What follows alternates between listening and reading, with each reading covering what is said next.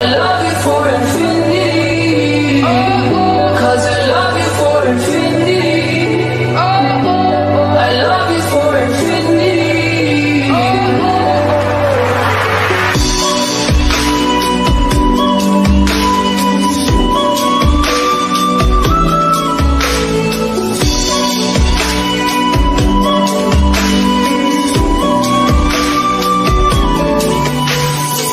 গত ভিডিওতে তোমাদের সাথে শেয়ার করেছিলাম যে কীভাবে আমরা হাওড়া থেকে ধৌলি এক্সপ্রেস ধরে পুরী এসেছিলাম। তো আজকে দেখো একদম কিন্তু পুরীর এই যে সি বিচ, সেই সি বিচে দাঁড়িয়ে আছি। আর এখান থেকে কিন্তু আজকে আমরা আরও একটা ট্রেক করতে চলেছি, যেটা কিন্তু ডেলাং থেকে শুরু হচ্ছে। মানে পুরী থেকে আমাদেরকে ডিরেক্ট ডেলাং যেতে হবে, ডেলাং রেলওয়ে স্টেশন। সেখান থেকে আরও 3 কিলোমিটার ডিস্টেন্স কভার করে পায়ে হেঁটে আমাদেরকে যেতে হবে বাবা বিশ্বনাথ টেম্পল, যেটা কিন্তু আছে ডেলাংয়েরই কোনো একটা পাহাড়ে। তো চলো সম্পূর্ণটা তোমাদের সাথে শেয়ার করব। আর পুরীর এত সুন্দর এই ভাই দেখে কিন্তু এক কথায় মন জুড়িয়ে যাচ্ছে। তো চলো তোমাদের সাথেও কিছু শর্ট শেয়ার করি।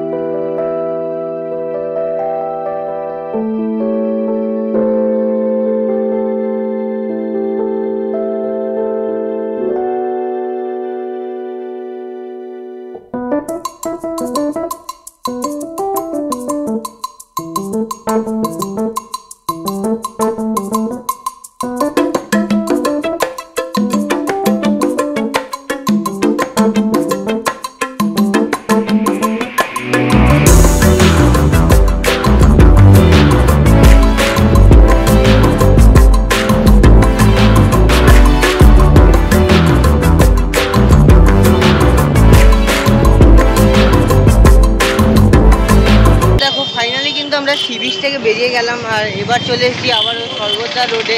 এখান থেকে কিন্তু আমরা পুরীর যে লোকাল বাস সার্ভিস, সেই বাস সার্ভিসে করে কিন্তু স্টেশন পর্যন্ত যাব। বললো যে এসি বাস আসবে, ইলেকট্রিক এসি বাস, ভাড়া কিন্তু নেবে মাত্র 10 টাকা। তো চলো সেই বাসে করে আপাতত স্টেশন অবধি যাই, তারপর স্টেশন থেকে ট্রেন ধরে তো ডেলাং নামবো। সেখানে নেমে তোমাদেরকে সম্পূর্ণ ডিটেলসটা দেবো যে তোমরা কিভাবে এই ডেলাংয়ের এই বাবা বিশ্বনাথ মন্দির দর্শন করবে। একদম স্বর্গদ্বারের সামনে চলে এসেছি আর এই দেখো এসি বাস কিন্তু দাঁড়িয়ে আছে। এই বাসেই আমরা কিন্তু যাব পুরী রেলওয়ে স্টেশন অবধি। ফাইনালি দেখো আমরা কিন্তু বাসে উঠে পড়েছি, ইলেকট্রিক এসি বাস। এরকম সিট পেয়ে গেছি বসার জন্য। আর আমরা লাইট হাউস থেকে উঠেছিলাম, তো আমাদের ভাড়া পড়লো কিন্তু 15 টাকা। তোমরা যদি স্বর্গদ্বার থেকে এই বাসে উঠো স্টেশন অবধি কিন্তু তোমাদের ভাড়া পড়বে 10 টাকা করে। আমরা কিন্তু এইরকম মেরিন ড্রাইভ রোড ধরে যাচ্ছি, ওই পাশে সমুদ্র, পাশ দিয়ে এরকম ঝাউ গাছ লাগানো, দারুণ লাগছে দেখতে। এই দেখো কত জল হয়ে গেছে, দেখো সামান্য একটুখানি বৃষ্টি হয়েছিল, দারুণ লাগছে দেখতে ভিউটা। দেখো বন্ধুরা, এসি বাসে মাত্র 15 টাকার বিনিময়ে কিন্তু স্বর্গদ্বার থেকে আমরা একদম চলে এলাম পুরী রেলওয়ে স্টেশনে। এটা যদি আমরা অটো বা টোটো করে আসতাম, এক একজনে কিন্তু 30 থেকে 40 টাকা, কখনো 50 টাকাও কিন্তু ভাড়া চেয়ে বসে এরা। তো যাই হোক, চলো আমরা স্টেশনে চলে এসেছি। স্টেশন থেকে এবার টিকিট কাটবো। ফাইনালি দেখো আমরা কিন্তু টিকিট কেটে নিলাম আর আমাদের টিকিট পড়লো এক একজনের 10 টাকা করে। আমরা প্রথমে ভেবেছিলাম ডেলাং স্টেশনে নামবো, ওখান থেকে একটু তাড়াতাড়ি হবে, কিন্তু দেখলাম না, ডেলাং থেকে 5 কিলোমিটারের ডিস্টেন্স। আর আমরা যদি মোতারিতে যাই, মোতারিতে ওখান থেকে দেখাচ্ছে প্রায় ওই 2.5 কিলোমিটার মতো।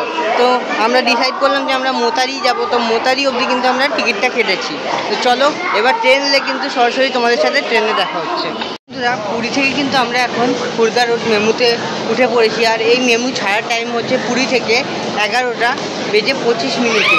আর এই মেমুটাই কানাস রোড পৌঁছে দেবে আমাদের 12টা বেজে 8 মিনিটে। আর মোতারি স্টেশনে পৌঁছে দেবে 12টা বেজে 12 মিনিটে। তো আমরা ঠিক করলাম যে আমরা কানাস রোডেই নামবো। কানাস রোড থেকে আমরা যদি ট্রেকটা শুরু করি, আমরা কিন্তু ওই পারে মোতারিতে গিয়ে আমরা ট্রেকটা শেষ করতে পারবো। তো তাই জন্য আমরা এই ডিসিশানটাই আপাতত নিয়েছি। তো চলো ট্রেন ছাড়লে তোমাদের সাথে আবার দেখা হচ্ছে।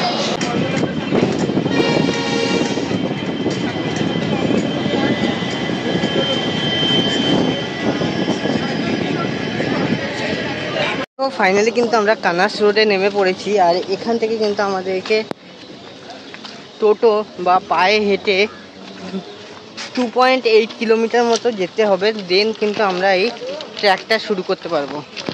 কানাস রোড স্টেশন থেকে বেরিয়ে কিন্তু আমরা এই রাস্তা দিয়ে এলাম, আর এইখানে এরকম এসে তোমরা কিন্তু এরকম 3 রাস্তা একটা পেয়ে যাবে, যেখানে তোমরা এই অটোগুলো দাঁড়িয়ে আছে সেখান থেকে কিন্তু তোমরা অটো করে যেতেই পারো। অটোতে এক একজনের ভাড়া বলছে 40 টাকা 50 টাকা, তো তোমরা যদি সংখ্যায় অধিক থাকো তখন কিন্তু সেটা একটু কম সমও হয়ে যায়। भैया ये 4-5 आदमी रहेगा तो कितना लेंगे आप? वो एक ही, अब एक आदमी भी रहेंगे उतना ही। और एक आदमी का कितना लेते हैं? रिजर्व हम लोग का हम लोग का रिजर्व होता है 100 रुपया। अच्छा, हम ऐसे सफर में 80 रुपये चले जाते हैं। अच्छा, समझे ना? 80 एक आदमी का। आप यहाँ एक आदमी जाइए या 4 आदमी या 5 आदमी।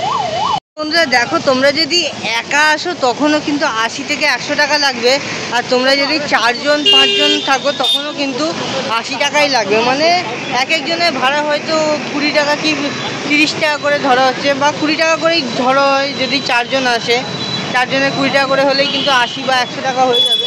তো চলো আমরা এই অটোটা করেই কিন্তু চলে যাব একবারে বাবা বিশ্বনাথ মন্দিরের দিকে।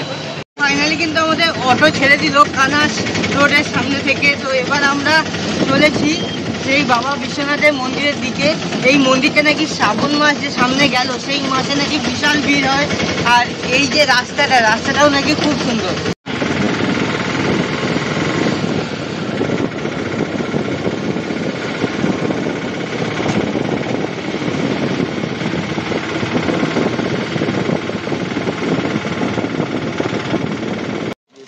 সো বন্ধুরা ফাইনালি কিন্তু আমরা বিশ্বনাথ মুন্ডিয়া হিলের যে গেট, দেখো এই গেটের সামনে দাঁড়িয়ে আছি, আর আমাদের অটো কিন্তু আমাদেরকে এইখানেই নামিয়ে দিয়ে গেল।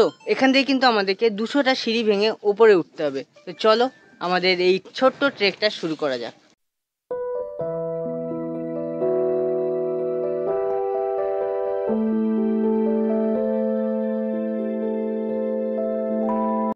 তো চলো এবার কিন্তু আমরা আস্তে আস্তে ওপরের দিকে যাব।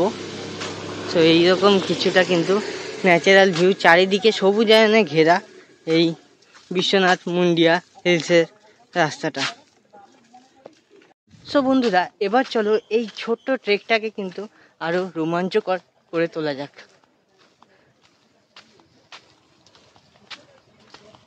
তো এইভাবেই কিন্তু আমরা এখন উঠে চলেছি, আর রাস্তাটা যেহেতু বৃষ্টি হয়েছে কিছুক্ষণ আগে, একটু আর কি পিচ্ছল রয়েছে। সো দেখো সামনের রাস্তাটা কিন্তু এরকম একটু চড়াই আছে, আর বৃষ্টি হওয়ার কারণে কিন্তু একটু স্লিপারিও আছে। সাবধানে না উঠলে কিন্তু স্লিপ খাওয়ার চান্স একদম 80%। আর এখানে দেখো এরকম একটা কিন্তু মঞ্চও করা আছে, যেখানে কিন্তু মহাদেবের একটা ত্রিশূল দেওয়া। আর ওই জায়গায় দেখো মন্দিরে যাওয়ার জন্য কিন্তু আরো সুন্দর একটা রাস্তা তৈরি করা হচ্ছে, আর চারিদিকের ন্যাচারাল বিউটিটা কিন্তু কিছুটা এরকম।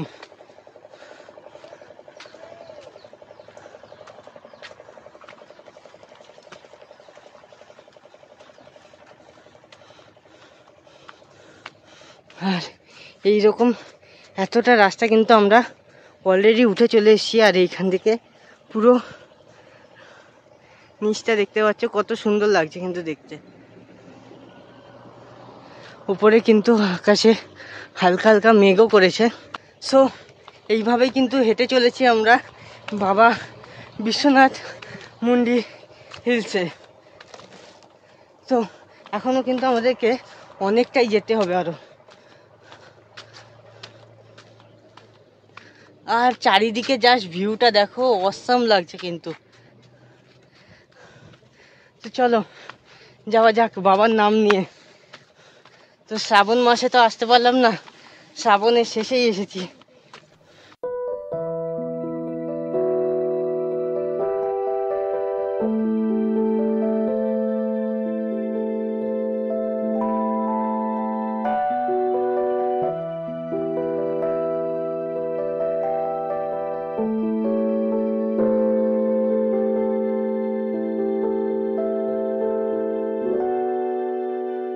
চারিদিকে সবুজায়নটা দেখো, পুরো যেন সবুজায়নে ঘেরা এই বাবা বিশ্বনাথ মন্দির হিলসটা। অপূর্ব সুন্দর লাগছে। আর সামনেও কিন্তু দেখো এই গাছটার পেছনে একটা ছোট্ট মতো পাহাড় রয়েছে। বলতে গেলে প্রায় পাহাড়ের উপরে উঠেই গেছি 60% মতো। মানে দারুণ লাগছে মেঘ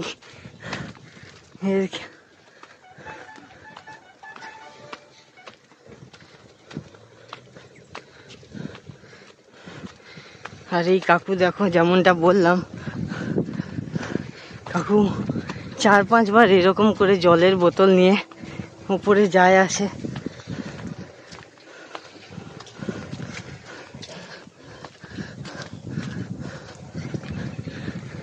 अंकल और कितना ऊपर जाना पड़ेगा? और आधा घंटा लगेगा आपको। अभी भी आधा घंटा लग जाएगा। हाँ, ये होती 700 मीटर ऊपर। ये जो मंदिर है ये किसने बनाया? राजा ने? राज बनाया, जयदेव जगदेव, वो 2 भाई राजा मंदिर बनाया था। अच्छा। जो भक्त मानसिक करेगा, हाँ, यहाँ से पूरा हो जाएगा। अच्छा। श्रावण मास में कावड़िया और कांवड़ जात्रा होता है इधर। महाशिवरात्रि बहुत धूमधाम में महाशिवरात्रि। अच्छा। 15,000 लोग का समागम। बहुत बहुत धन्यवाद। हाँ। आप ये बोतल लेके कितने बार? हमें नहीं कि आदमी की सब व्यवसाय करते हैं। अच्छा, आप ऊपर बिक्री करते हैं ये सब? करते। अच्छा। एक बोतल 20 रुपया। अच्छा, एक बोतल का 20 रुपया लेते हैं। তো চলো এইভাবে কিন্তু আমরা এগিয়ে যাব।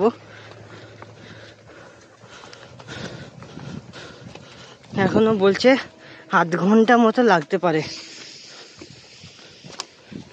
দেখো আমরা কিন্তু এইভাবেই এগিয়ে চলেছি, এখনো বলছে আধ ঘন্টা মতো লাগবে আমাদের। আর আমার চারিপাশের এইরকম ভিউটা কিছুটা দেখতে পাচ্ছ, অপূর্ব সুন্দর লাগছে কিন্তু। তো চলো এইভাবেই কিন্তু আমরা পাহাড়ে উঠবো। এখন অনেকটা ঢালু রাস্তা আছে যেখানে কিন্তু আমাদেরকে উঠতে হবে। আর নিচের রাস্তাটাও কিন্তু খুব স্লিপারি বললে চলে, কারণ কি মেঘ বৃষ্টির খেলা, কখন মেঘ আসছে কখন বৃষ্টি আসছে কিছু বোঝা যাচ্ছে না। আমরা আসার আগে আগেও হয়তো বৃষ্টি হয়েছে। আর আমার পেছনের ভিউটা দেখতে পাচ্ছ কিছুটা এইরকম কিন্তু অপূর্ব সুন্দর একটা ভিউ রয়েছে। তো দেখো বন্ধুরা, সামনের রাস্তাটা কিন্তু কিছুটা এইরকম। যারা উপরে গেছিল তারা এখন দর্শন করে ফিরে আসছে। হ্যাঁ, আমরা তো চলেছি বাবা মহাদেবের থানে।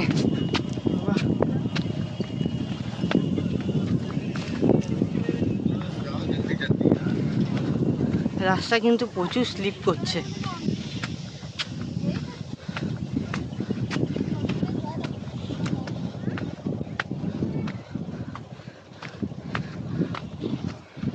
এই জায়গা থেকে নিচের ভিউটা দেখো, মানে অপূর্ব সুন্দর একটা ভিউ।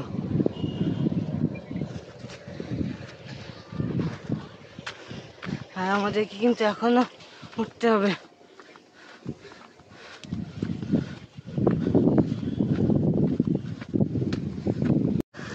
আর দেখো এখানটায় কিন্তু একটা রেস্ট রুম করা আছে, যেখানে সুশোভনদা এখন বসে রেস্ট নিচ্ছে। আর আমি কিন্তু এরকম খাড়াই রাস্তা দিয়ে উঠে চলেছি। সো দেখো একটু তো বসে রেস্ট নিয়ে নিলাম। এই যে রেস্ট আশ্রয় ঘরটা করা ছিল সেখান থেকে, তো রেস্ট নিয়ে কিন্তু আবারও বেরিয়ে পড়েছি।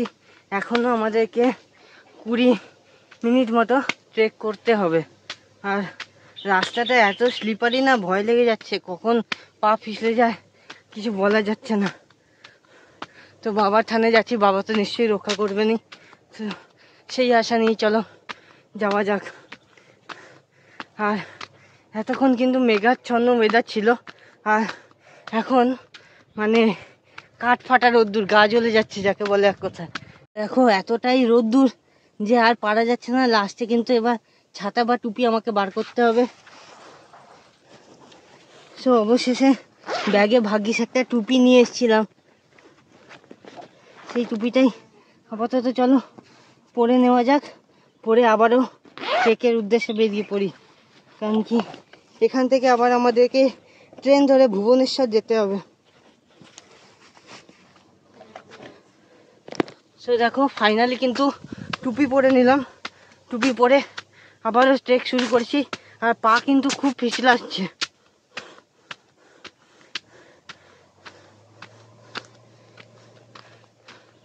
তো এইভাবেই আমরা এগিয়ে চলেছি মহাদেবের থানের উদ্দেশ্যে। এখনো অনেকটা পথ এইভাবে যেতে হবে আমাদেরকে। এখান থেকে কিন্তু ব্যাক ভিউটা কিছুটা এরকম ধরনের অপূর্ব সুন্দর লাগছে পুরো এই রাস্তাটা দেখতে। নামতে হয়তো অতটা কষ্ট হবে না, কিন্তু উঠতে জীবন বেরিয়ে যাচ্ছে। সো দেখো আবার কিন্তু একটু রেস্ট নিয়ে হাঁটা শুরু করে দিয়েছি। এখনো অনেকটা যেতে হবে, আর এইভাবেই কিন্তু উঠে চলেছি। আরে ওটা সেইভাবে অভ্যাস নাই, তাও বিশাল কষ্ট হচ্ছে। এত কষ্টের পরেও আমরা কিন্তু সোজা এসে পৌঁছেছি বাবা বিশ্বনাথ মুন্ডা হিলসে। বন্ধুরা আমরা যে এতটা কষ্ট করে এসেছি, দেখো আমাদের কষ্টের ফলটা কিন্তু বৃথা যেতে দেয়নি মহাদেব। কত সুন্দর ভিউটা, জাস্ট দেখো, তোমাদেরকে দেখাই আমি, মানে অপূর্ব সুন্দর লাগছে।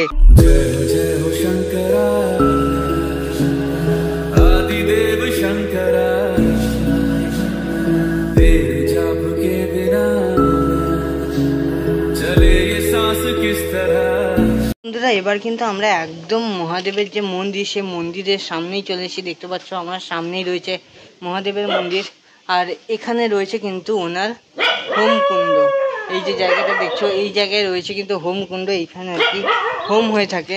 তো চলো অবশেষে দেবাদিপ দেব মহাদেব বা বাবা বিশ্বনাথের দর্শন করে আসি। মন্দিরে ওঠার জন্য কিন্তু আমাদেরকে এতগুলো সিঁড়ি উঠতে হবে, উঠলে আমরা তবে মন্দিরে পৌঁছাবো। আর মন্দিরের দুই পাশে দেখতে পাচ্ছ দুটো কিন্তু সিংহ রাখা আছে। জয় বাবা বিশ্বনাথ।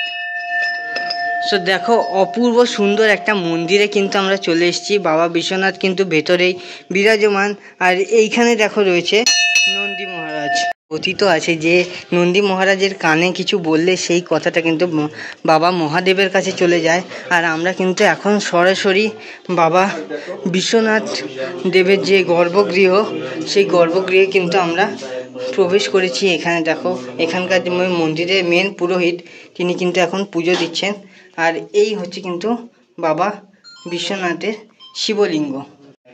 সো বন্ধুরা দেখো এই হচ্ছে কিন্তু বাবা বিশ্বনাথ দেবের শিবলিঙ্গ। আর এখানে আমরা এখানকার যে মেন পুরোহিত, সে পুরোহিত মশাইকে পেয়ে গেছি।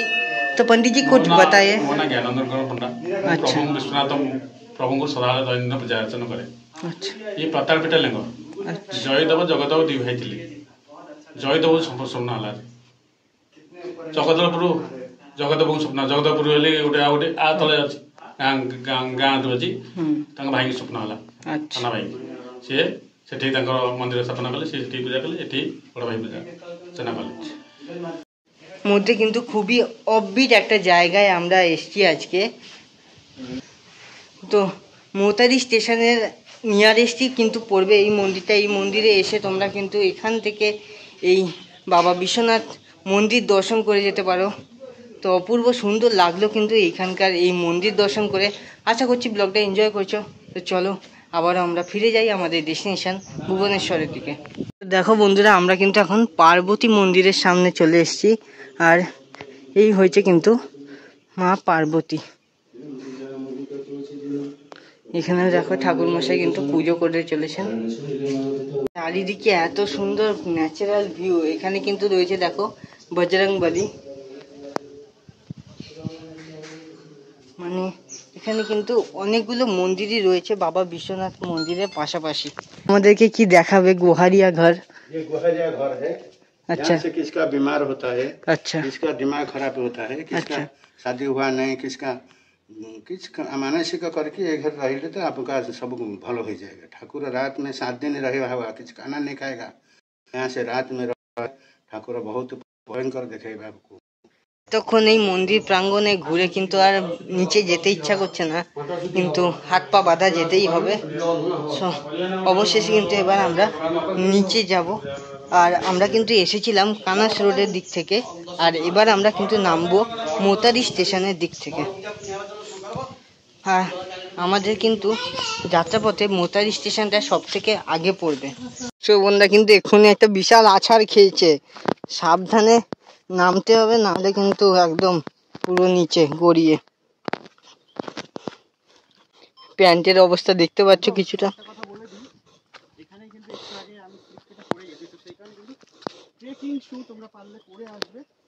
তো দেখো এতক্ষণ কিন্তু আমরা কৃত্রিম রাস্তা ধরে এসেছি, এবার কিন্তু আমরা পুরো ন্যাচারাল বা প্রাকৃতিক রাস্তা দিয়ে নামবো। এই রাস্তা কিন্তু প্রচুর খাড়াই আর কি, ওই রাস্তাটা যতটা না স্লিপারি ছিল, এটা তার থেকে আরো দ্বিগুণ স্লিপারি। তো একটু সাবধানতা অবলম্বন না করলে কিন্তু বিপদ অনিবার্য। দেখো বন্ধুরা কি সরু রাস্তা, দুপাশে কিন্তু ঘন জঙ্গল। জঙ্গল থেকে কিন্তু যখন তখন যা কিছু বেরিয়ে আসতে পারে। বাবারে, সাবধানতা অবলম্বন করে নামাটাই কিন্তু দরকার। আর তোমাদেরকে আমি আরেকটা রিকোয়েস্ট করব, তোমরা কিন্তু যখন আসবে সেফটি শু পরে আসার চেষ্টা করবে বা ট্রেকিং শু পরে আসার চেষ্টা করবে। এইখানকার ন্যাচারাল ভিউটা দেখো কত সুন্দর লাগছে, কিন্তু দেখতে অপূর্ব লাগছে। তো দেখো ফাইনালি কিন্তু আমরা মোতারি স্টেশনের সামনে পৌঁছে গেছি। আর আবারও কিন্তু বৃষ্টি শুরু হয়ে গেছে, তাও আমাদের ভাগ্যটা ভালো যে ট্রেক করার সময় এই বৃষ্টিটা আসেনি, না হলে সুশোভনদার মতো আমাকেও আছাড় খেতে হতো। তো কেমন লাগলো আজকের এই ভিডিওটা তোমরা অবশ্যই কমেন্ট করে জানিও। আশা করছি ব্লগটা এনজয় করছো। খুব শিগগিরই আরও একটা নতুন ব্লগের সাথে দেখা হবে। ততক্ষণ ভালো থাকুন, সুস্থ থাকুন আর দেখতে থাকুন বং হলিডে।